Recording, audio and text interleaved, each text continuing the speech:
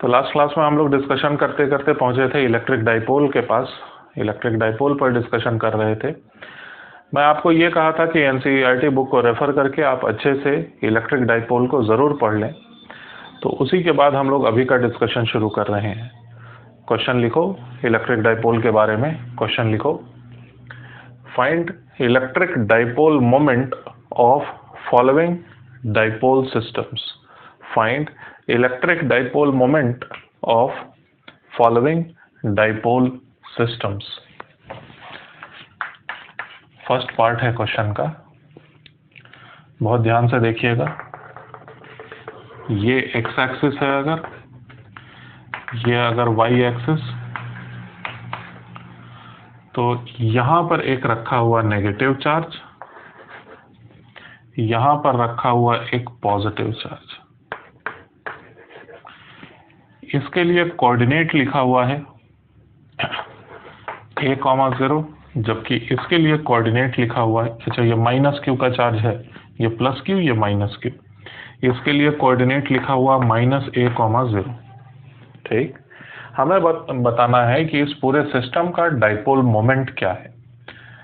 तो पहला क्वेश्चन है, हम लोग साथ में करने की कोशिश करते हैं और जो कुछ भी इससे सीखेंगे अगले क्वेश्चंस में आप उसका यूज करेंगे। तो देखिए, मैं आपको ये बताया था डाइपोल मोमेंट जो कि एक वेक्टर क्वांटिटी है, ठीक, generally represented by vector p। अगर आप पढ़े होंगे तो आपको पता होगा। मैं क्लास में कुछ और फॉर्मूला बताया था, बुक्स में लिखा हुआ आप कुछ और सीखे होंगे, लेकिन दोनों एक ही बात है। देखो अभी समझ में आएगा। मैं आपको ये बताया था समेशन QI RI, मतलब प्रत्येक चार्ज को उसी के पोजीशन वेक्टर से मल्टीप्लाई करके बार बार ऐड कर दो। इस लिखे हुए फॉर्मूले का मतलब क्या है?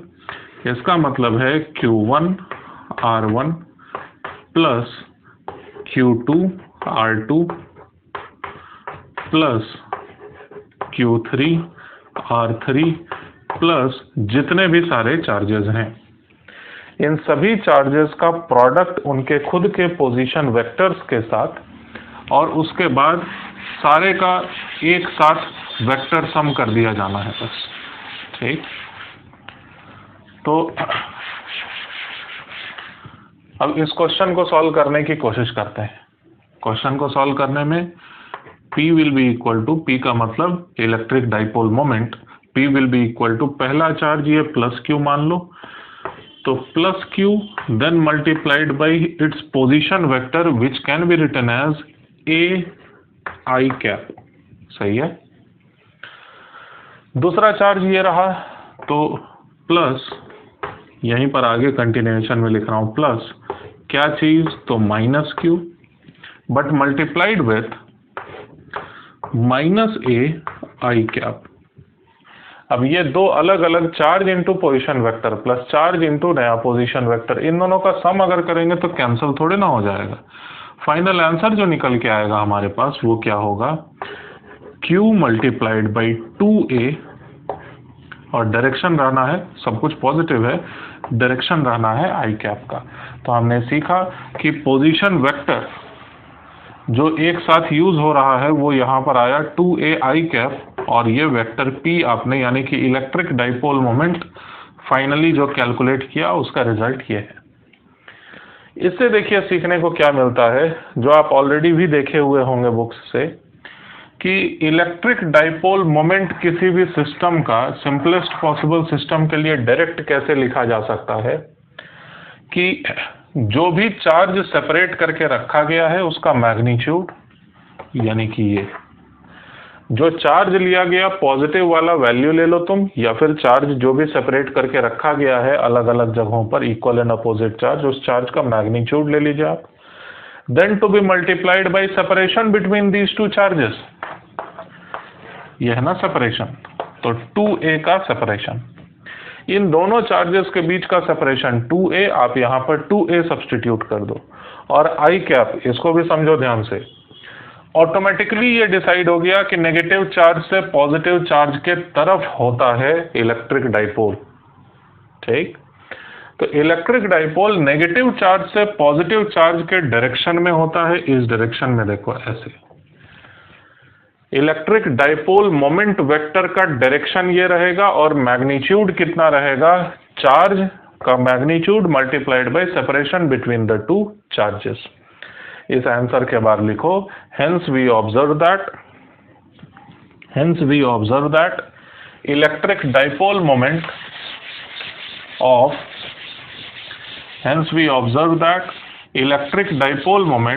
of equal and opposite charges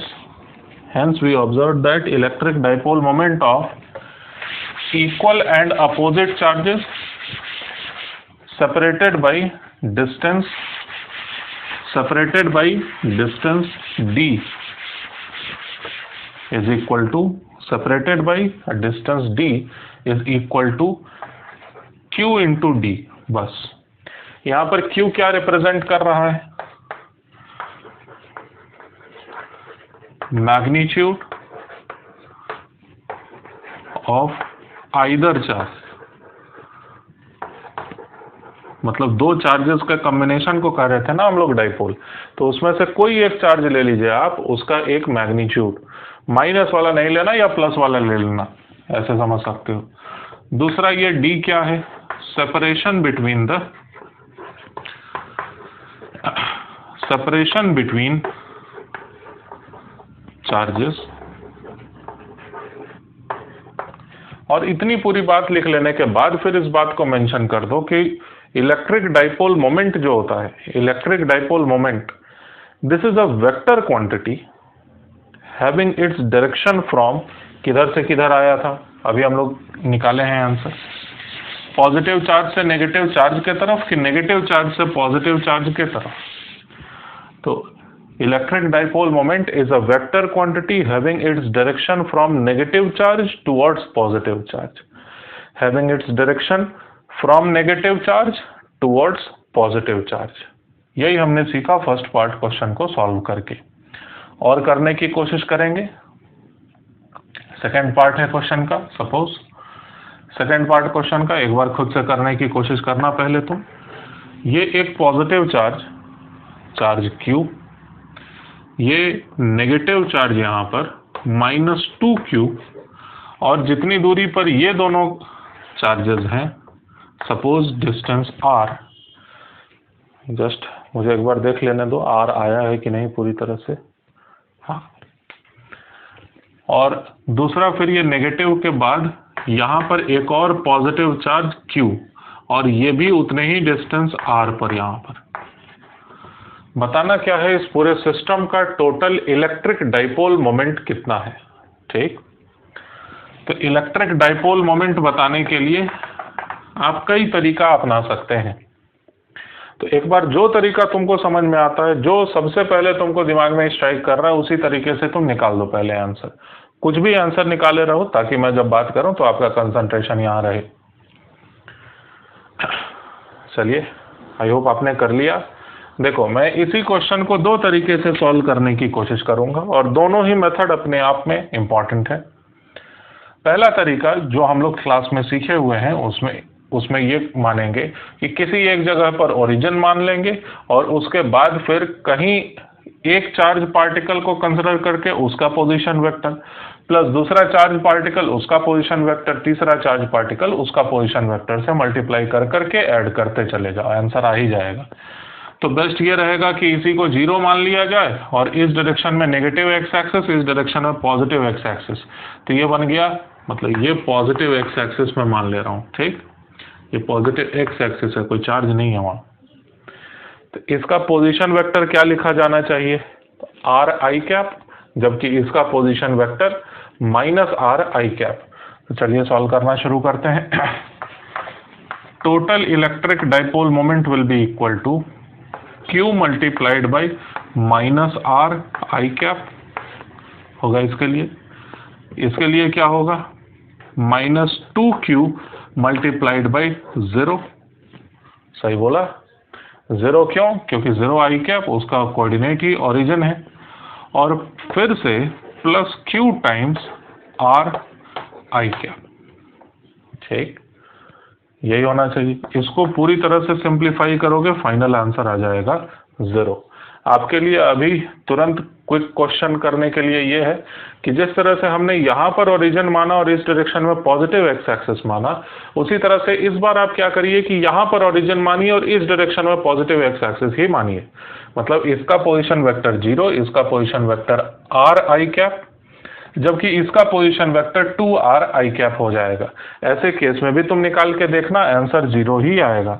और अगर आंसर 0 आया तो तुमको ये बात को मेंशन करना चाहिए कि इलेक्ट्रिक डाइपोल मोमेंट इस बात पर निर्भर नहीं करता कि ओरिजिन आप कहां पर माने। उसमें भी एक टेक्निकल डिटेल है कि भाई इलेक्ट्रिक डाइपोल मोमेंट ओरिजिन कहां पर लिया गया इससे उसको कोई फर्क नहीं पड़ता, सिर्फ और सिर्फ तब जब total charge of the system 0 है, तभी के लिए ऐसा होता है। इलेक्ट्रिक डाइपोल मोमेंट पूरे सिस्टम का ओरिजिन के इंडिपेंडेंट रहता है। ये एक तरीका था, थोड़ा सा डिफिकल्ट भी लग रहा था देखने में, याद करने के लिए इसमें बहुत कम चीजें थी, समझने के लिए ज्यादा। फाइनल आंसर आया हमारे पास 0। अब दूसरे मेथड से मैं सॉल्व करने की कोशिश करता हूं, जो आपको याद कर लेना है और आगे जब जरूरत पड़ेगा तो वो मेथड आपको आना ही चाहिए। बोर्ड के एग्जाम में, स्कूल के एग्जाम में आप इसी तरह के मेथड को यूज कर रहे होंगे। देखिए क्या है, माना कि ये पॉजिटिव चार्ज है, यहाँ पर जो नेगेटिव चार्ज है ये दरअसल दो अलग अलग नेगेटिव चार्जेस हैं, दोनों ही -q, ठीक। बात वही हुई, यहाँ पर ओरिजिन वगैरह इस बार कुछ भी नहीं मान रहे। मैं ये कह रहा हूं कि यहाँ पर जो 2 बार -q का चार्ज था उन दोनों को अलग अलग ले लो। ऐसा करने से फायदा ये होगा कि ये दोनों मिलके एक अलग इलेक्ट्रिक डाइपोल +q -q, और ये दोनों मिलके एक अलग ही इलेक्ट्रिक डाइपोल बनाए। इलेक्ट्रिक डाइपोल के बारे में हमने ये याद कर रखा है कि इसका इलेक्ट्रिक डाइपोल मोमेंट, इसका सिर्फ फर्स्ट वाले का इलेक्ट्रिक डाइपोल मोमेंट क्या होगा, q × r होगा। किस तरफ होगा, नेगेटिव से पॉजिटिव चार्ज यानी कि इस तरफ होगा, ठीक है। जबकि यहां पर देखो q × अगेन r, लेकिन डायरेक्शन नेगेटिव से पॉजिटिव के तरफ होगा। दोनों का magnitude same, direction opposite to each other. मुझे पता करना है total electric dipole moment. Electric dipole moment being vector quantity, it requires vector summation. इन दोनों का आप वेक्टर सम कर रहे होंगे। वेक्टर सम करके हमें साफ समझ में आ रहा है कि आंसर तो 0 ही आना है। आई होप आप समझ सके। एक बार थर्ड पार्ट भी करने की कोशिश करते हैं, देखते हैं उसमें क्या रहेगा सीखने के लिए।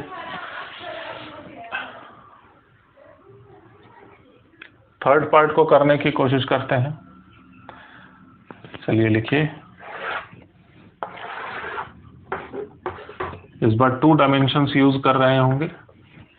यहां पर एक -q का चार्ज, यहां पर भी एक -q का चार्ज। अब इन दोनों नेगेटिव चार्जेस के मौजूदगी में यहां पर एक, सिमिलर टू प्रीवियस क्वेश्चन, यहां पर एक चार्ज है और वो पॉजिटिव में कितना है, तो 2q है। तो इस क्वेश्चन को आप जैसे मर्जी वैसे करिए, जो तरीका आपको पसंद आए उस तरीके को अपनाइए। अभी कोऑर्डिनेट लिखना बाकी है, मैं कोऑर्डिनेट बस लिख दूं सबका क्या है। इसका कोऑर्डिनेट दिया हुआ है सपोज r, 0, इसका कोऑर्डिनेट -r, 0, जबकि इसके लिए कोऑर्डिनेट 0, r। एक बार कोशिश करें आप अच्छे से सॉल्व करने का इसे।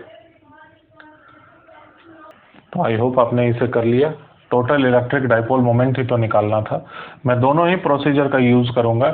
सबसे पहला प्रोसीजर इस बार क्या है, दूसरे वाले को पहले एक बार करके देखते हैं। इस चार्ज को मैं 2 अलग अलग टुकड़ों में मान रहा हूं कि यहाँ पर एक पॉजिटिव चार्ज q भी रखा हुआ है, साथ ही एक और चार्ज q भी रखा हुआ है।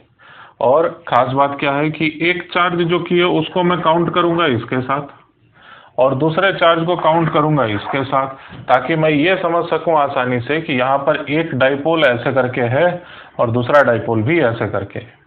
और प्रॉपर डायग्राम बनाता हूं। देखिए, ये जो नेगेटिव चार्ज है, इस नेगेटिव चार्ज और इस पॉजिटिव चार्ज को इस डायरेक्शन में ज्वाइन करने वाला जो वेक्टर होगा, इस वेक्टर के डायरेक्शन में एक डाइपोल है और उस डाइपोल का डाइपोल मोमेंट कितना है, तो Q मल्टीप्लाइड बाई R नहीं करेंगे, ये √2R से मल्टीप्लाई होना चाहिए। आप समझ रहे होंगे क्यों?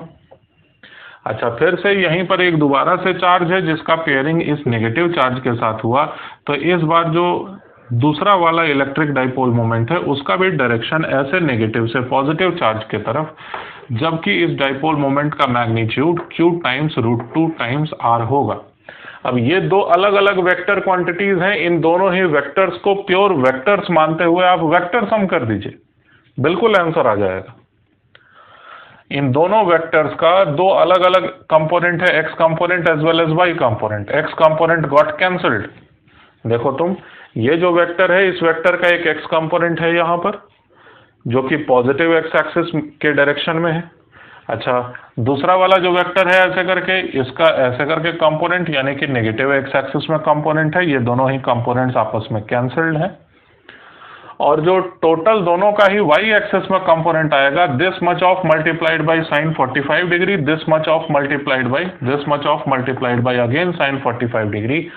तो 1/√2 से मल्टीप्लाई होके कैंसल्ड और फाइनल आंसर मुझे लगता है 2 टाइम्स Q इंटू R, वो भी J कैप के डायरेक्शन में। आई होप मैं सही हूं। इस डायरेक्शन के डाइपोल मोमेंट वाले वेक्टर का आप y डायरेक्शन में कंपोनेंट लेंगे। y डायरेक्शन में कंपोनेंट कितना, साइन 45 डिग्री, यानी 1/√2 से मल्टीप्लाई कर दो Q इंटू R। ये रहा Q इंटू R। सिमिलरली इस साइड से भी देखोगे Q इंटू R, 2 बार Q इंटू R, वो भी वर्टिकल डायरेक्शन में, इसलिए J कैप। एक्स कंपोनेंट क्यों नहीं लिए, बिल्कुल लिए हैं, कैंसिल हो गया तो मेरी क्या गलती। इस तरफ जो एक्स कंपोनेंट, इस तरफ जो नेगेटिव एक्स कंपोनेंट, दोनों ही कैंसिल हो गए आपस में। ये एक प्रोसीजर था सॉल्व करने का। दूसरा प्रोसीजर यहीं पर दिखाता हूं मैं, आपको कुछ दिमाग इसमें लगाना ही नहीं है। सीधी सीधी बात यह है कि जो चार्ज दिखे उसके उसी जगह पर पोजीशन वेक्टर से मल्टीप्लाई करो, सबको ऐड कर दो। तो ये वाला चार्ज दिखा Q into minus R i cap, ये वाला अच्छा माइनस चार्ज था, माइनस Q का चार्ज। ये वाला चार्ज है माइनस का चार्ज, माइनस में Q, then multiplied by R i cap, बचा क्या, ये 2Q का चार्ज प्लस 2Q का चार्ज, जबकि इसके लिए पोजीशन वेक्टर लिखा जा रहा होगा R J कैप। इस बार J कैप का है पोजीशन वेक्टर। आप जैसा कि देख सकते हैं, ये माइनस में Q इंटू R, ये प्लस में Q into R completely got cancelled. Finally we have 2Q into R J cap as we expected. इस तरह से कैलकुलेट किया जा सकता है इलेक्ट्रिक डाइपोल मोमेंट को। दो प्रोसीजर बता रहा था बार बार, कोई एक प्रोसीजर को पसंद कर लो, उसी को आगे फॉलो करो। फोर्थ पार्ट भी लिख दो इसी में, आसान ही रहेगा। फोर्थ पार्ट है फिर, एक स्क्वायर है ऐसे, और इस स्क्वायर के कॉर्नर्स पर अलग अलग चार्जेस हैं। यहाँ पर पॉजिटिव चार्ज Q का, जबकि यहाँ पर नेगेटिव चार्ज Q का। ये नेगेटिव चार्ज है भाई, लिख देता हूँ अलग से, माइनस Q का चार्ज। ये फिर से पॉजिटिव चार्ज है Q का, और यहाँ पर फिर से नेगेटिव चार्ज ही। इलेक्ट्रिक डाइपोल मोमेंट बताना है हमें। थोड़ा सा चेंज कर रहा हूँ, रुके रहो। बहुत आसान हो गया। आसान क्यों हो गया, क्योंकि चलो ठीक है, बहुत आसान हो गया है, आप समझते हैं ऐसा। मैं थोड़ा सा चेंज ला रहा हूँ। चेंज ये ला रहा हूँ कि इसको 2Q कर दे रहा हूँ और इसको भी 2Q कर दे रहा हूँ। ठीक है, अब एक बार सॉल्व कर दीजिए आप खुद से। तो इसको सॉल्व करने का बहुत ही सिंपल सा तरीका, मतलब कोई एक एक्सिस, इसको एक्स एक्सिस मान लिया, इसको वाई एक्सिस मान लिया। अब एक्स और वाई एक्सिस के टर्म्स में आंसर दे सकते हैं। तो अगर आंसर नहीं है तुम्हारे पास तो पहले तुम खुद से वीडियो को पॉज करके आंसर तक पहुंच जाओ, उसके बाद ही आप डिस्कशन को सुनना। चलिए, मैं मान लिया कि आपने कर लिया है इसे। ये 2Q और ये माइनस 2Q, ये दोनों आपस में कंबाइन होके एक सिंगल डाइपोल बनाएंगे, जिस डाइपोल का dipole moment 2Q, side length नहीं दिया हूं, साइड लेंथ ऑब्वियसली L मान रहे हैं हम लोग, तो 2Q then multiplied by L, ये स्क्वायर था जिसका साइड लेंथ l है, तो 2q मल्टीप्लाइड बाई l। लेकिन डायरेक्शन इस डाइपोल का क्या बताएंगे आप? डायरेक्शन इसका नेगेटिव से पॉजिटिव के तरफ, यही हमेशा के लिए याद कर लो। अब नेगेटिव से पॉजिटिव के तरफ का मतलब हुआ माइनस आई कैप होगा। अच्छा, ये वाला नेगेटिव से पॉजिटिव के तरफ फिर से एक बार लेते हैं, तो q इंटू एल इंटू यह आई कैप रहेगा, वो भी प्लस में है। ये प्लस में इसलिए क्योंकि इसका डायरेक्शन, इलेक्ट्रिक डाइपोल का डायरेक्शन नेगेटिव से पॉजिटिव की तरफ होता है। ये आया फाइनल रिजल्ट। फाइनल फॉर्मूला हमारे पास minus q times L I cap. I hope आप समझ सके। यही था electric dipole moment. Electric dipole moment calculate करने का तरीका। थोड़ा सा डिफिकल्टी लेवल और इंक्रीज करते हैं और बुलाते हैं इंटीग्रेशन को। कोशिश करिएगा कि मेरे कुछ भी बताए बिना आप खुद से करने लायक रहें। ठीक, नया क्वेश्चन लिख लो। Find electric dipole moment of following systems. फिर से वही क्वेश्चन है लेकिन पैटर्न डिफरेंट रहेगा। Find electric dipole moment of following systems. पहला पार्ट है क्वेश्चन का। फिर देखो, ये एक पॉजिटिव चार्ज है Q, और इस पॉजिटिव चार्ज से कुछ दूरी पर, सपोज d के डिस्टेंस के बाद, यहां पर एक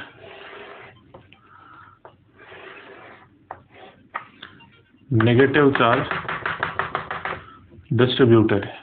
यह डॉटेड लाइन है, ये कोई चार्ज नहीं है।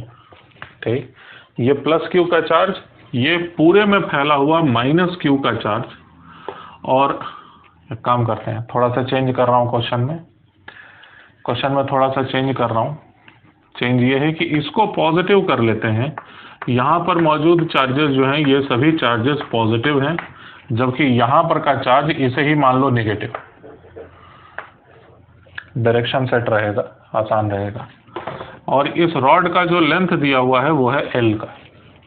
तो आप एक बार पूरी तरह से कोशिश करिए कैलकुलेट करने का इलेक्ट्रिक डाइपोल मोमेंट। ठीक, चलिए, आई होप आपने वीडियो को पॉज करके सही आंसर तक पहुंच चुके हैं। तो देखो मैं क्या करने वाला हूं। यहाँ पर मैं अलग अलग टुकड़ों में इलेक्ट्रिक डाइपोल्स को कैलकुलेट करके सारे डाइपोल्स के डाइपोल मोमेंट को वेक्टोरली ऐड कर दूंगा। यह प्रोसेस मैं अपनाने वाला हूं। तो इस चार्ज को कितने सारे टुकड़ों में बांट दिया जाए फिर? तो इस चार्ज को मैं कई सारे dq में तोड़ दिया, और ये ढेर सारे जो भी dq हैं ये सब के सब dq कहाँ पर रखे हुए हैं? तो सब के सब dq इसी जगह पर रखे हुए हैं, एक ही खास जगह पर। और यहाँ पर से फिर x डिस्टेंस के बाद dx ले लिया मैं, यहाँ पर फिर से dq। अच्छा, ये सब के सब माइनस वाले dq थे, तभी तो सारे माइनस dq को इंटीग्रेट करेंगे, एक साथ कंबाइन करके देख रहे हैं, तभी तो यहाँ पर माइनस q का चार्ज नजर आया है। ठीक है, फिर से सुनो। इस चार्ज को किसी एक एलिमेंट के साथ पेयरिंग करेंगे हम लोग। पेयरिंग करेंगे मतलब इसका केवल एक dq तुम चूज कर लो। इसके अंदर में ढेरों जो dq रखे हुए हैं चार्ज एक ही जगह पर, उसमें से कोई एक dq तुम चूज कर लो, उसका इसके साथ इलेक्ट्रिक डाइपोल मोमेंट देखेंगे हम लोग। x के बाद dx कंसिडर किया गया था। ठीक, तो dp यानी कि electric dipole moment, dp will be equal to, कितना चार्ज है बोलो, dq। कितना सेपरेशन है बोलो, x का सेपरेशन, तो dq इंटू एक्स। और डायरेक्शन क्या रहेगा? तो नेगेटिव से पॉजिटिव की तरफ, इसी डायरेक्शन। अब कोई दूसरा भी अगर कोई dq यहाँ पर ले ले तो उसका पेयरिंग किसी दूसरे माइनस dq के साथ होगा, उसके लिए x का वैल्यू ज्यादा माना जाएगा। समझ पाए? इसी का इंटीग्रेशन हमारा आंसर होने वाला है। अच्छा, एक और खास बात यहाँ पर ध्यान देने के लिए ये है कि सारे इलेक्ट्रिक डाइपोल्स का डायरेक्शन यही रहेगा, चाहे कोई भी इसी के अंदर का माइनस dq ले लो और यहाँ पर का कोई भी प्लस dq ले लो, सबका डायरेक्शन यही है। इस कारण से ये जरूरी है कि सारे के सारे इलेक्ट्रिक डाइपोल्स का डायरेक्शन इसी तरफ हो, और इस कारण से हमें वेक्टर्स में सोचने की जरूरत नहीं है, क्योंकि सारे वेक्टर्स का डायरेक्शन सेम है। You can also simply add their magnitudes. तो इसका इंटीग्रेशन हमारा आंसर होने वाला है। dp का इंटीग्रेशन हुआ p, और dq को एक बार सब्सटीट्यूट कर देते हैं। चलो, तो dq को सब्सटीट्यूट करते ही हमारे पास आया q/l, इसमें एक्सपर्ट हो चुके होंगे अभी तक। इंटीग्रेशन ऑफ x के बाद dx बाहर नहीं ले सकते, x को भी बाहर नहीं ले सकते। ये x का इंटीग्रेशन कहाँ से कहाँ तक किए जाने की जरूरत है? जिस हिसाब से हमने x को एज्यूम किया है, इस जगह से शुरू हुआ है और x का वैल्यू वैरी कर रहा है स्मॉल d से लेके d+l तक, दिख रहा होगा सभी को। तो x का यहां पर इंटीग्रेशन हुआ q/l multiplied by x²/2, x²/2 में 2 को मैं बाहर लिख दिया, और इंटीग्रेशन जो कर रहे हैं उस इंटीग्रेशन में d+l का होल स्क्वायर माइनस फिर किसका होल स्क्वायर? केवल d का स्क्वायर। ये हमारा फाइनल आंसर। बहुत बड़ी गलती कर रहे हैं लग रहा है कहीं तो? नहीं, सब कुछ ठीक है, सब कुछ ठीक है। मुझे लगा ऐसा ना कि ये चार्ज है और ये डिस्टेंस का स्क्वायर है, तो डायमेंशनली कैसे गलत हो गया? तो डायमेंशनली सही है, क्योंकि यहाँ पर डिनोमिनेटर में भी तो एक लेंथ है। तो इस तरह से अटेंटिव रहना भाई, मैं बहुत ज़्यादा गलतियाँ करता हूँ। तो इसको सिंप्लीफाई करेंगे, आसान है। d² got cancelled and we can take l as common. Finally we will get 2d, l common निकलेगा, d+l का होल स्क्वायर था, d² कैंसल्ड है, तो 2d+l यही आएगा मुझे लगता है। l again got cancelled and final answer we are having is q multiplied by d+l/2। ये फाइनल आंसर हमारे पास। इस आंसर से देखो तुम्हारे पास क्या है सीखने के लिए।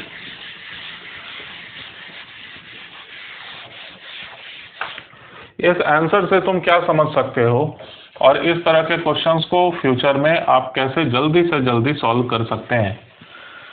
हम लोगों का फिलॉसफी यही रहता है कोई भी तरह के क्वेश्चन को सीखने का, कोई भी कंसेप्ट को सीखने का, कि एक आसान सा सवाल उठाओ, उसमें इतने अच्छे ऑब्जर्वेशंस कर लो आप, ताकि कठिन से कठिन क्वेश्चन भी इजी हो जाए। ठीक, तो देखिए यही समझने की कोशिश कर रहे हैं हम लोग कि जो फाइनल आंसर निकल के आया है उसमें ये लिखा हुआ है कि q मल्टीप्लाइड बाई डिस्टेंस के नाम पर क्या है। डिस्टेंस के नाम पर है d तो है, लेकिन d+l/2, यानी कि यहाँ पर ये वाले जगह पर जैसे कि पूरा का पूरा चार्ज q कंसंट्रेटेड है। देखने से तो ऐसा ही लग रहा है। अच्छा, याद रखना डाइपोल मोमेंट में r जो की है वो न्यूमरेटर में रहता है। r जो कि न्यूमरेटर में रहता है। r का वैल्यू अगर वेरी करने लगे d से लेके d+l तक, तो आप उसका एवरेज वैल्यू ले लिए हो दरअसल यहाँ पर। ऐसा इसलिए कर पाए क्योंकि dipole moment depends linearly on position vector. तो मैं आपको ये बता रहा हूं कि अगर चार्ज यूनिफॉर्मली डिस्ट्रीब्यूटेड रहेगा तो आप मान सकते हैं चार्ज अपने खुद के सेंटर ऑफ मास के जैसा कंसेप्ट है, सेंटर ऑफ चार्ज पर कंसंट्रेटेड है। अगर चार्ज का यूनिफॉर्म डिस्ट्रीब्यूशन रहेगा, बहुत बड़ी गलती करने वाले हो अगर ध्यान से नहीं सुने मेरी बात को, तो अगर चार्ज यूनिफॉर्मली डिस्ट्रीब्यूटेड रहेगा किसी सिस्टम में, तो फिर माना जा सकता है कि पूरा का पूरा चार्ज कंसंट्रेटेड है अपने सेंटर ऑफ चार्ज पर इलेक्ट्रिक डाइपोल मोमेंट निकालने के लिए, सिर्फ इलेक्ट्रिक फील्ड निकालने के लिए नहीं, इलेक्ट्रिक पोटेंशियल निकालने के लिए नहीं, क्योंकि उसमें डिस्टेंस डिनोमिनेटर में रहता है। आप एवरेज कंसेप्ट वहां पर लिनियरिटी नहीं होने के वजह से यूज नहीं कर सकते।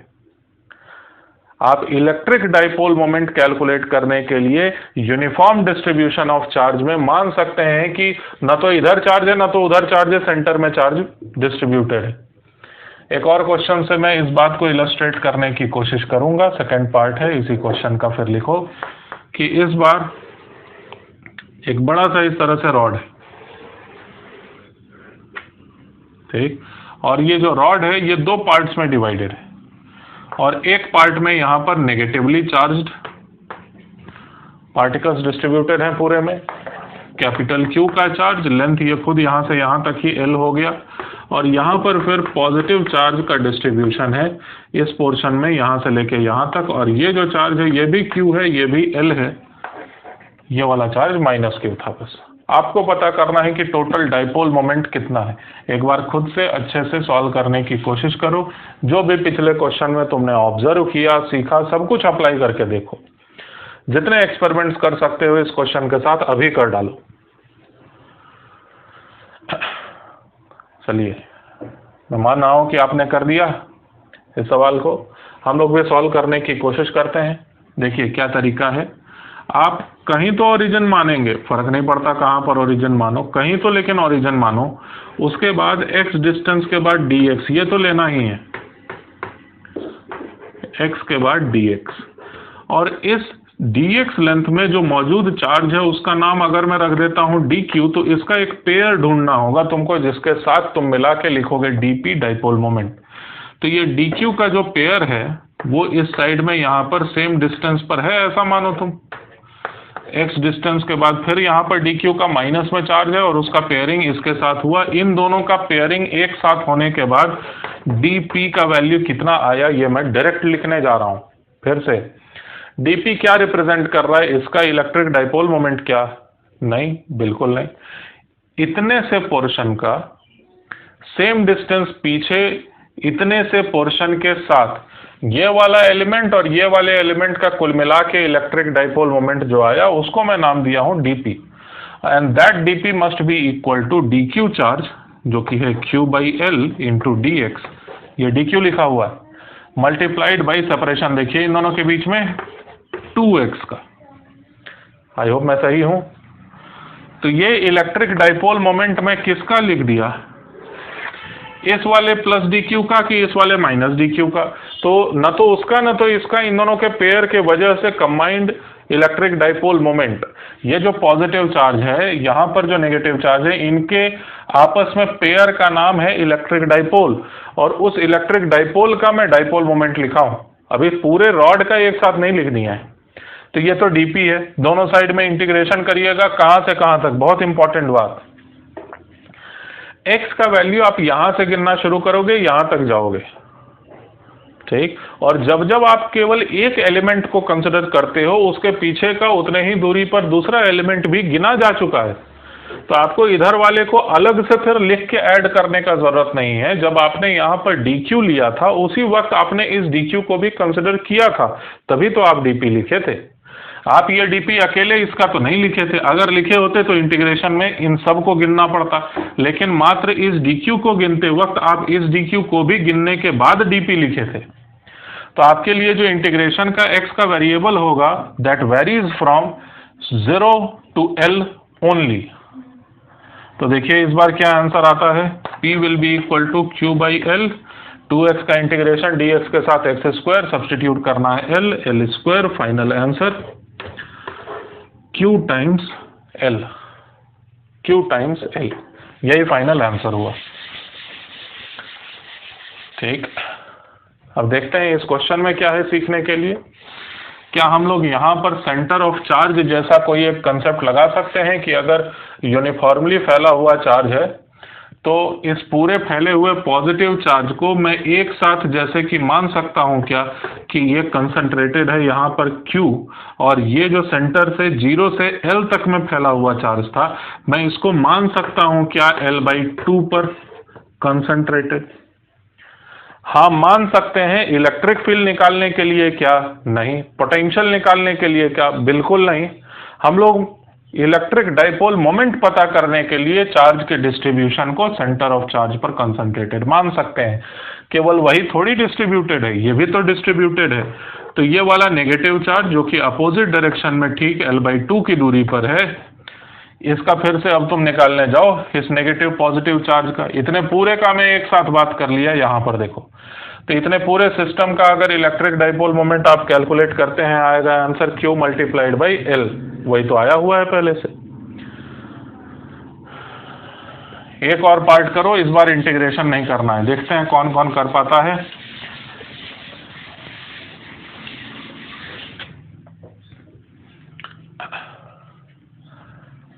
फोर्थ पार्ट है क्वेश्चन का, फोर्थ है थर्ड है, नहीं, थर्ड पार्ट है, थर्ड पार्ट है क्वेश्चन का। देखो क्या, ये एक सेमी रिंग और इस सेमी रिंग पर फैला हुआ चार्ज पॉजिटिव चार्ज इस तरह से, और इस टोटल पॉजिटिव चार्ज का वैल्यू, इस टोटल पॉजिटिव चार्ज का वैल्यू Q है, जबकि रेडियस है इसका R। अब ये खुद अपने आप में कोई डाइपोल तो है नहीं, पॉजिटिव नेगेटिव चार्ज दोनों ही तो चाहिए। तो यहाँ पर ठीक सेंटर पर, यहाँ पर ठीक सेंटर पर ऐसे एक नेगेटिव चार्ज भी मौजूद है। ये चार्ज है कैपिटल Q का, वो भी माइनस में। जरा कैलकुलेट करिए कि कितना होगा इलेक्ट्रिक डाइपोल मोमेंट। इंटीग्रेशन से भी करके तुम देख सकते हो, और दूसरा कोई कंसेप्ट अगर जानते हो तो अच्छी बात। चलिए, अगर आप इंटीग्रेशन से कर रहे होंगे, कर लिए हो, मैं मान के चल रहा हूं, तो अगर आप इंटीग्रेशन से कर रहे होंगे तो इस बार x के बाद dx लेने से ज़्यादा बेनिफिट रहेगा अगर हम लोग थीटा के बाद d थीटा एंगल कंसिडर कर लें तो, और आगे आपको खुद से करना होगा। ठीक, इस पर हम लोग चर्चा पहले कर चुके हैं। तो थीटा के बाद d थीटा एलिमेंट अगर छोटा सा कंसिडर कर लिया जाए, इतने से पोर्शन का यहाँ के d माइनस कैपिटल Q के साथ अगर आप पेयरिंग देखोगे तो उसका इलेक्ट्रिक डाइपोल मोमेंट इस डायरेक्शन में आएगा। उसका कंपोनेंट लेना होगा, x कंपोनेंट अलग, y कंपोनेंट अलग। क्यों अब की बार कंपोनेंट लेना पड़ रहा है इंटीग्रेशन में? क्योंकि प्रत्येक इलेक्ट्रिक डाइपोल का डायरेक्शन डिफरेंट है, इस वजह से आपको कंपोनेंट लेके ऐड करना पड़ेगा। x एक्सिस में नहीं, y एक्सिस में आंसर आएगा। लेकिन अगर क्लास 11th अच्छे से पढ़ा हुआ है तो ये डिस्टेंस आपको पता है कहाँ पर मानना है कंसंट्रेटेड पूरे इस पॉजिटिव चार्ज को। This distance comes out to be 2r/π। कहाँ से आया मुझे नहीं पता, ये डिस्टेंस तो लेकिन आया 2r/π। फाइनल आंसर जो आने वाला है वो है Q मल्टीप्लाइड बाई 2r/π, और इसका डायरेक्शन रहेगा ऊपर की तरफ। अगर ऊपर की तरफ y एक्सिस है तो j कैप रहेगा यहाँ पर। तो ये हमने बेसिक बात को सीखा इलेक्ट्रिक डाइपोल मोमेंट कैलकुलेट करने के लिए किसी भी दिए हुए सिस्टम का, चाहे उस सिस्टम में टुकड़ों में चार्ज फैला हुआ हो Q1 Q2 Q3 करके, या फिर पूरे में डिस्ट्रीब्यूटेड हो, लेंथ में, एरिया में, वॉल्यूम में, जैसे भी डिस्ट्रीब्यूटेड है। अगर यूनिफॉर्म डिस्ट्रीब्यूटेड है तो माना जाएगा ये कि सेंटर ऑफ चार्ज पर, जैसे सेंटर ऑफ मास निकालते थे वैसे ही सेंटर ऑफ चार्ज को भी माना जा सकता है। क्वेश्चंस करके हम लोग देखिए, इससे ज़्यादा कहीं पर भी इलेक्ट्रिक डाइपोल मोमेंट कैलकुलेट करने के लिए नहीं पूछा जाएगा आपसे। अच्छा, इसके आगे की बात करते हैं। नया सवाल लिखिए, क्वेश्चन लिखें आप। Find net force acting on an electric dipole. Find net force acting on an electric dipole. Find net force acting on an electric dipole placed in uniform electric field vector E. Placed in uniform electric field vector E. Placed in uniform electric field vector E. तो जरा हम लोग अच्छे से एक बार समझ लें कि सवाल है क्या। सवाल ये है कि एक जगह है जहां पर कि इलेक्ट्रिक फील्ड पूरी तरह से यूनिफॉर्म है, यानी कि एक्स एक्सिस में है तो सिर्फ एक्स एक्सिस में ही है, अगर वाई एक्सिस में है तो सिर्फ वाई एक्सिस में ही है। तो जिधर है इलेक्ट्रिक फील्ड उसी डायरेक्शन को एक्स एक्सिस हम लोग मान लिए। तो ऐसा कहा जा सकता है कि हर जगह पर इलेक्ट्रिक फील्ड इसी डायरेक्शन में है, हर जगह पर इलेक्ट्रिक फील्ड इसी डायरेक्शन में है, और उसका magnitude as well as direction हर जगह पर फिक्स है, चेंज नहीं कर रहा। हर जगह पर इलेक्ट्रिक फील्ड इस डायरेक्शन में दिखा दिया गया भाई, ठीक है। Vector E is representing the electric field present in the region. इसके बाद फिर सवाल यह है कि इस दिए हुए सिचुएशन में एक नेगेटिव चार्ज और एक पॉजिटिव चार्ज का पेयर है, यानी कि एक इलेक्ट्रिक डाइपोल मौजूद है। इलेक्ट्रिक डाइपोल मौजूद है, इसका क्या मतलब निकला समझो। जैसे ये HCl का मॉलिक्यूल है, HCl का मॉलिक्यूल H2O का भी मॉलिक्यूल हो सकता है, O पर डेल्टा 2 टाइम्स डेल्टा माइनस का चार्ज, H पर दोनों साइड में डेल्टा प्लस का चार्ज, या फिर HCl बेस्ट रहेगा समझने के लिए, इस पर ये वाला है H और ये वाला है Cl, तो मिलके आपस में बनाए एक डाइपोल। मैं ये जानना चाहता हूं इस इलेक्ट्रिक डाइपोल पर नेट फोर्स कितना लग रहा होगा अगर यूनिफॉर्म इलेक्ट्रिक फील्ड मौजूद है तो। एक बार सोच लो क्या आंसर आने वाला है। चलिए आंसर निकालते हैं। Q का चार्ज यहां पर माइनस Q का चार्ज यहां पर, ठीक। तो अगर ये प्लस Q का चार्ज है तो इस पर जो फोर्स लग रहा होगा वो डेफिनेटली इलेक्ट्रिक फील्ड के डायरेक्शन में इस तरफ ऐसे करके लग रहा होगा। कितना? तो Q टाइम्स E के बराबर। ये रहा फोर्स वेक्टर। जबकि इस नेगेटिवली चार्ज्ड पार्टिकल पर लगने वाला फोर्स जो डाइपोल का अभी भी हिस्सा है, इस नेगेटिवली चार्ज पार्टिकल पर लगने वाला फोर्स जो होगा वो होगा जबकि अपोजिट डायरेक्शन में ऐसे, और वो फोर्स कितना होगा? तो Q into vector E again but with a negative sign. Why so? Because यहाँ पर एक नेगेटिव चार्ज रखा गया था। जो इस पर फोर्स लगेगा पॉजिटिव चार्ज पर लगने वाले फोर्स के जस्ट अपोजिट डायरेक्शन में लग रहा होगा। इस वजह से एज अ होल पूरे में अगर देखा जाए एक साथ तो लगने वाला जो फोर्स आया निकल के वो आया 0। Net force is 0। बात यही है। तो हमने एक बहुत इंपॉर्टेंट कंक्लूजन निकाला कि कोई भी इलेक्ट्रिक डाइपोल अगर यूनिफॉर्म इलेक्ट्रिक फील्ड में रखा हुआ रहता है, यूनिफॉर्म इलेक्ट्रिक फील्ड मतलब चाहे यहां देखें इलेक्ट्रिक फील्ड चाहे यहां देखें इलेक्ट्रिक फील्ड, अगर वो सेम है मैग्नीट्यूड में और डायरेक्शन में भी, तो नेट फोर्स जो होता है इस इलेक्ट्रिक डाइपोल पर वो 0 होना तय है। जितना पॉजिटिव पोर्शन पर लग रहा होगा फोर्स उसका ठीक अपोजिट नेगेटिव पोर्शन पर, यानी कि दोनों फोर्सेस आपस में कैंसिल हो जाएंगे। लेकिन अगर इलेक्ट्रिक फील्ड का वैल्यू यहां पर E1 हुआ, यहां पर E2 हुआ, यानी कि अलग अलग हुआ इलेक्ट्रिक फील्ड, अगर दोनों जगहों पर मैग्नीट्यूड अलग हो चाहे डायरेक्शन अलग हो, तो जाके नेट फोर्स आ सकता है इस इलेक्ट्रिक डाइपोल पर। तो नोट करने वाली बात यह है कि if an electric dipole is placed in uniform electric field, net force experienced bye it will be 0। Net force experienced bye it will be 0। आगे की बात करते हैं। अच्छा, इसी में जो आपने अभी अभी क्वेश्चन को सॉल्व करके सॉल्यूशन के आंसर तक पहुंचाने के बाद आपने जो स्टेटमेंट लिखा, उसी में आप एक कंटिन्यूड स्टेटमेंट दूसरा भी लिखें। पहले सुन लीजिए कि क्या है। मैं ये जानना चाहता हूं कि क्या ये इलेक्ट्रिक डाइपोल पर नेट फोर्स जो 0 लगा था, क्या इस इलेक्ट्रिक डाइपोल पर लगने वाला नेट टॉर्क भी 0 है? अब कई बच्चों को पता नहीं होगा कि टॉर्क होता क्या है, तो उनको तो मैं मदद नहीं कर पाऊंगा अभी।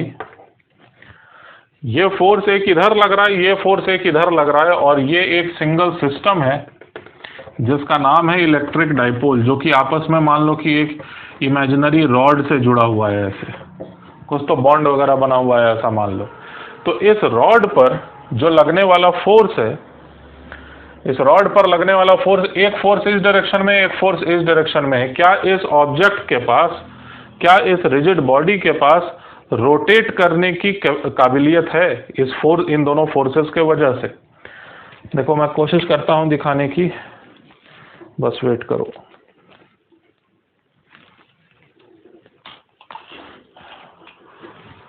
ये एक रॉड है,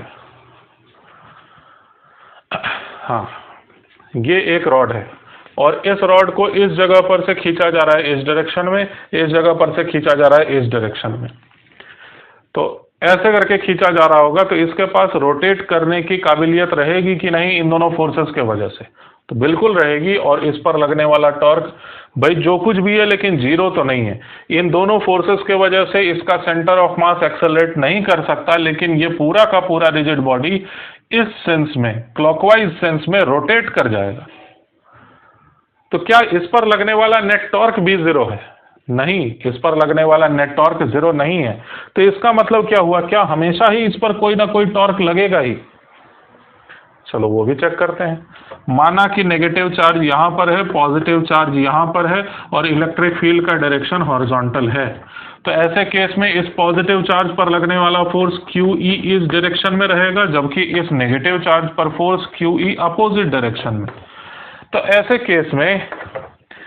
केस में इस पूरे डाइपोल पर एक साथ देख के बताओ कि नेट फोर्स कितना, वो तो जीरो ही है, वो तो इसमें भी जीरो था, नेट फोर्स जीरो था, इसमें टॉर्क था, जबकि इस केस में टॉर्क नहीं है। मैं ये बोल रहा हूं कि अगर किसी डाइपोल को दोनों साइड से ऐसे करके पुल किया जा रहा हो तो इसके अंदर इस पूरे डाइपोल पर लगने वाला हॉरिजॉन्टल फोर्स जीरो हो जाएगा और इसके पास रोटेट करने का भी कोई टेंडेंसी नहीं रहेगा, तो इसका टॉर्क भी जीरो होगा और इस पर लगने वाला नेट फोर्स भी जीरो होगा। तो अब सीधी बात, कंक्लूसिव बात कि भाई फोर्स जो की है वो जीरो ही रहेगा, गारंटी है, लेकिन टॉर्क जीरो हो भी सकता है और टॉर्क जीरो नहीं भी हो सकता है। तो दूसरा स्टेटमेंट आप ये लिख दें सॉल्यूशन में जो आप लिख रहे थे, however the net torque experienced by the electric dipole in uniform electric field, however the net torque experienced by electric dipole in uniform electric field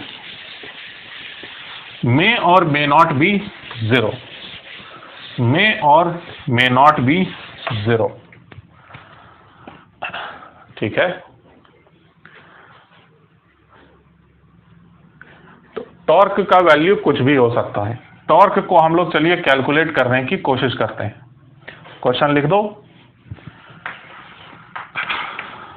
बहुत इंपॉर्टेंट बात है ये, आपके स्कूल के एग्जाम्स में, बोर्ड के एग्जाम में हर दूसरे साल पूछा जाता है और पिछले साल नहीं पूछा गया था, तो आप समझ सकते हैं।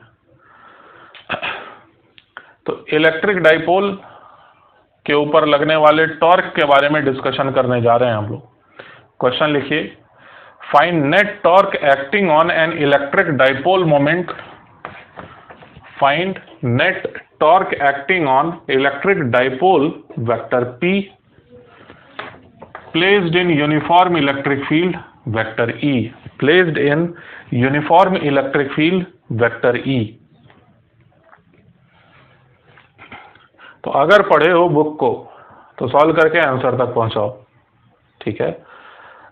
अगर नहीं पढ़े हो बुक को तो वीडियो को अभी पॉज करो, जाके अच्छे से पढ़ाई करो और उसके बाद सॉल्व करो। तुम अगर बिना सॉल्व किए हुए सीख लिए यहाँ पर कि कैसे हो रहा है, तब तुम एक सीखने का अपॉर्चुनिटी लूज कर दोगे। यहाँ पर आपको पहले कोशिश कर लेना है सीखने का, उसके बाद ही ध्यान से सुनना है यहाँ बात को। चलिए, मैं मान के चल रहा हूँ कि आपने नोटबुक में इसे प्रॉपरली डिटेल में लिख के कर लिया है सॉल्व। अब उसके आगे की मैं बात कर रहा हूँ। मान लेते हैं कि इलेक्ट्रिक फील्ड का डायरेक्शन E इस डायरेक्शन में है। भाई किसी डायरेक्शन में तो रहेगा, जिस डायरेक्शन में है उसी डायरेक्शन को ये डायरेक्शन मान ली।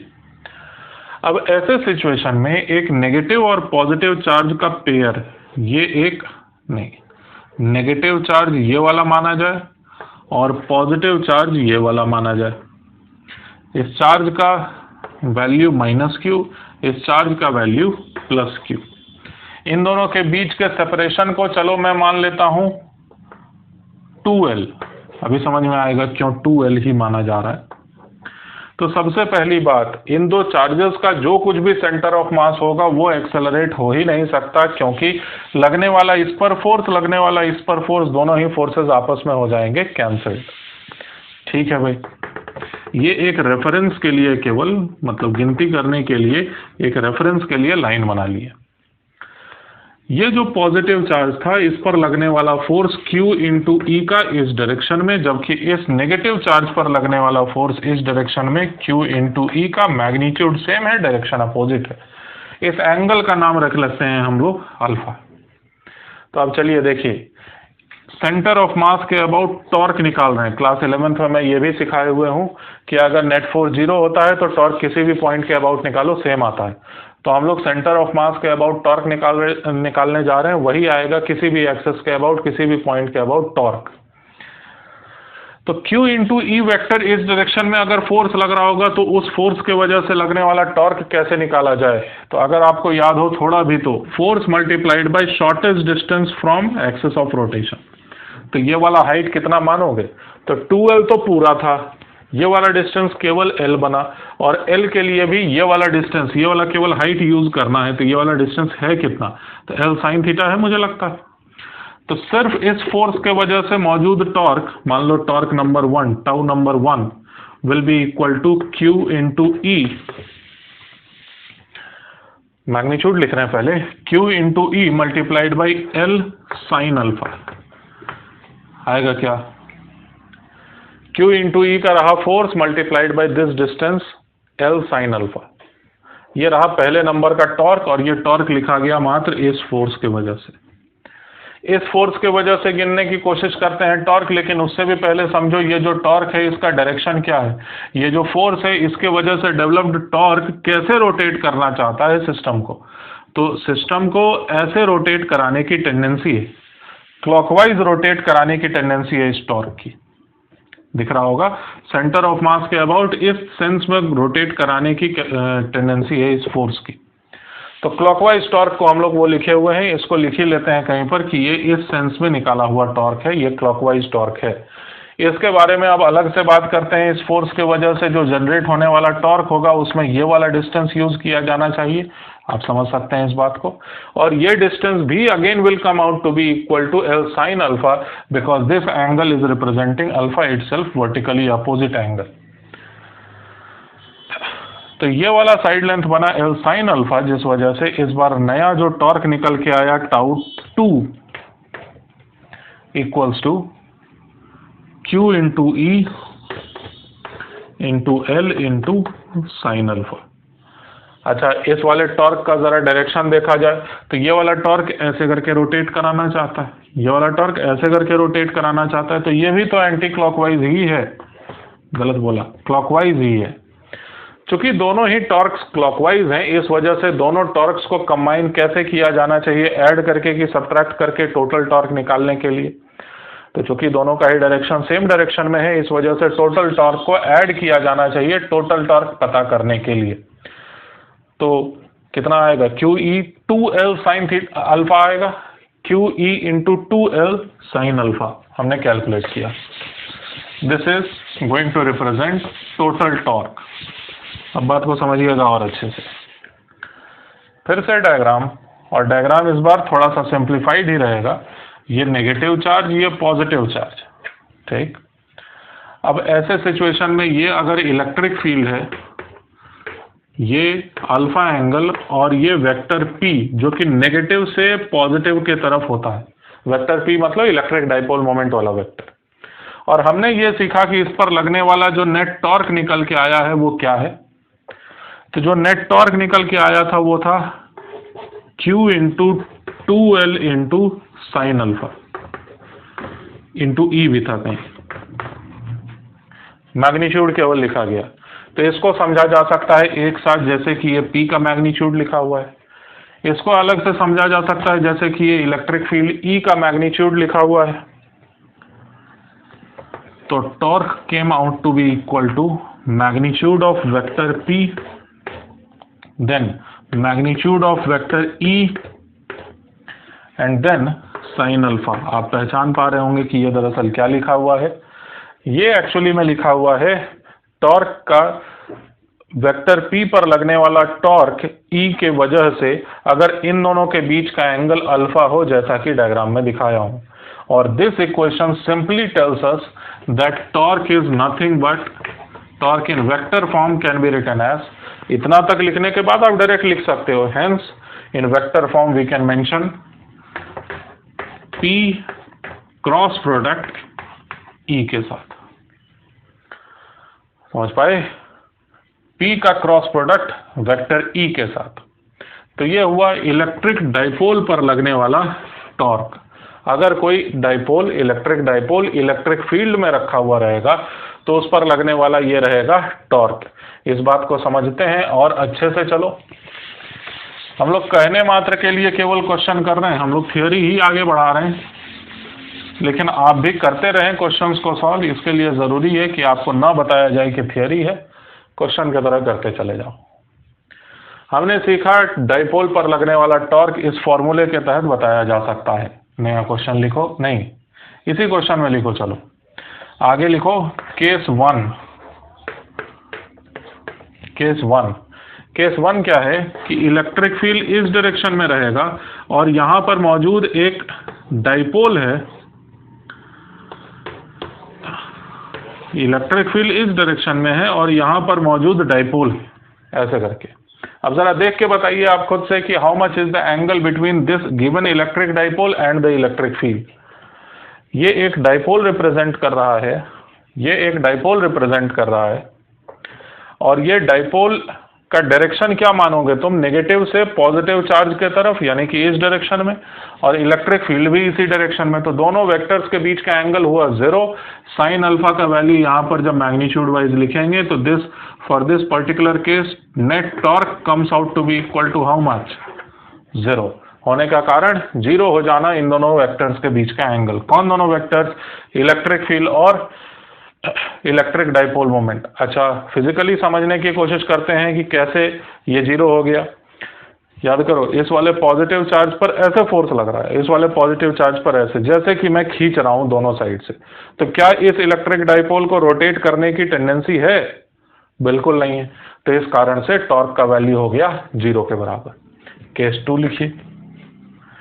केस 2 में इस बार कहें कि ये वाला पॉजिटिव चार्ज है जबकि ये वाला नेगेटिव चार्ज। इस बार जरा देख के बताइए कि इस डाइपोल मोमेंट वेक्टर P और इस इलेक्ट्रिक फील्ड E के बीच का मौजूद एंगल कितना है? तो इलेक्ट्रिक फील्ड इस तरफ है लेकिन इलेक्ट्रिक डाइपोल इधर थोड़े ना है, वो तो इधर है। तो इस बार जो फोर्सेस लग रहे होंगे वो कैसे करके लग रहे होंगे, इसको समझो थोड़ा। पहले देख लो, पॉजिटिव चार्ज पर लगने वाला फोर्स इस डायरेक्शन में, जबकि नेगेटिव चार्ज पर लगने वाला फोर्स ठीक अपोजिट डायरेक्शन में इस तरफ। तो अभी नेट टॉर्क कितना है? तो या तो तुम फॉर्मूले से देखो, साइन 180 डिग्री भी 0 ही होता है, या तो तुम ऐसे ही एनालिटिकली समझ लो।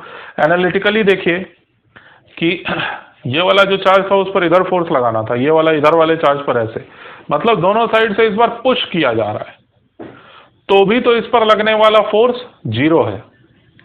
ठीक, फोर्स तो खैर 0 ही होता है, टॉर्क 0 है। दोनों साइड से फोर्स लगने के बावजूद इसके पास रोटेट करने की टेंडेंसी इन दोनों फोर्सेस के वजह से नहीं है। तो इस कारण से अभी इस केस में भी टॉर्क निकल के जो आएगा वो होगा 0 के बराबर। तो दोनों ही केसेस, केस 1 और केस 2, दोनों ही रिप्रेजेंट कर रहे हैं रोटेशनल इक्विलिब्रियम। लेकिन आपसे मैं ये पूछ रहा हूं कि दोनों में से कोई एक स्टेबल इक्विलिब्रियम है, दूसरा वाला अनस्टेबल। पहचानो कौन?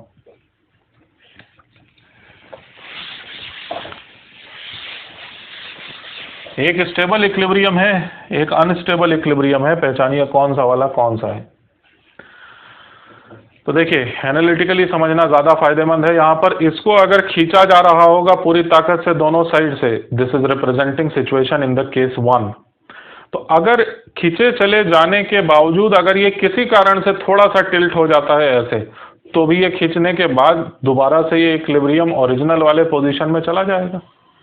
फिर से इसको दोनों साइड से पुल किया जा रहा हो लगातार, तो अगर ये किसी कारण से ऐसे बेंड हो जाता है तो दोबारा से ये सीधा हो जाएगा कि नहीं?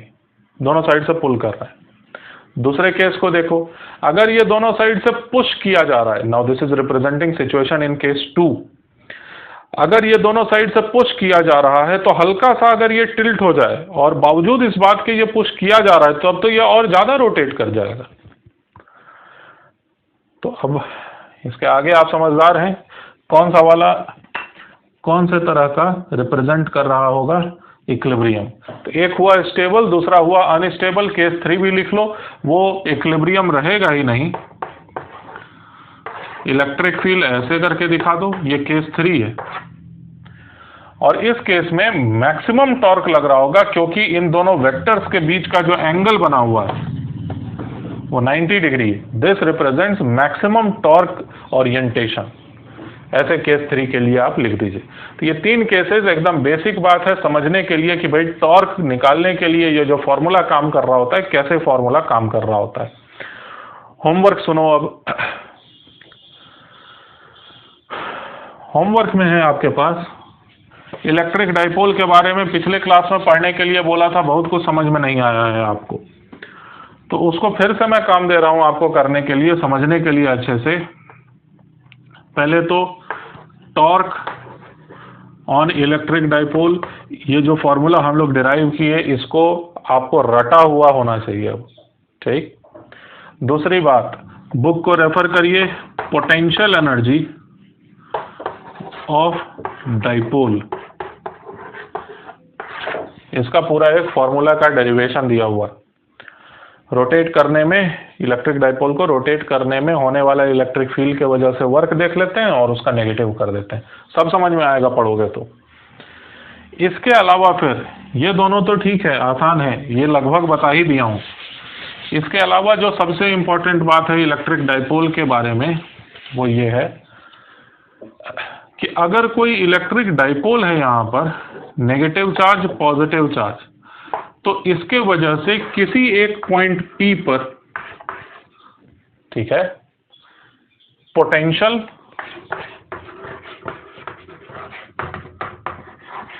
जो कि आपको चैप्टर 2 में मिलेगा एनसीईआरटी में, और दूसरा इलेक्ट्रिक फील्ड।